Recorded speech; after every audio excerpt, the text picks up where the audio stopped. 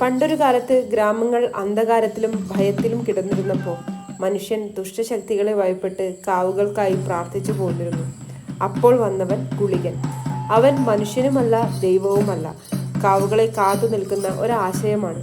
യമന്റെ അനുയായിയാണെന്ന് പറയുന്നവർ ഉണ്ടെങ്കിലും ഗുളികൻ ഗ്രാമത്തെ ദുരിതങ്ങളിൽ നിന്ന് രക്ഷിക്കാൻ വേണ്ടി വന്നതാണ്. അസുഖങ്ങൾ കാരണം ആളുകൾ പരിഭ്രാന്തരായി. ഒരു രാത്രി ഗ്രാമക്കാർ കാവിൽ വിളിച്ചു പറഞ്ഞു, ഗുളിക വരണേ. കാടിനുള്ളിൽ നിന്ന് ഗുളികൻ തെയ്യം അരങ്ങേറി. ചുവന്ന മുഖം, തീ പോലെ കണ്ണുകൾ, ഉച്ചത്തിൽ നാദം. ഗ്രാമം മുഴുവൻ ഭക്തിയിൽ മുങ്ങി. അവനൊരു വാക്ക് പറഞ്ഞു, നിങ്ങൾ ഭയപ്പെടേണ്ട, ഞാൻ തിരികെ വന്നിരിക്കുന്നു. അന്നു മുതൽ ഇന്ന് വരെ ഗുളികൻ ഗ്രാമങ്ങൾ കാത്തു സംരക്ഷിക്കുന്നു, കാവിൻ്റെ കാവൽക്കാരനായി.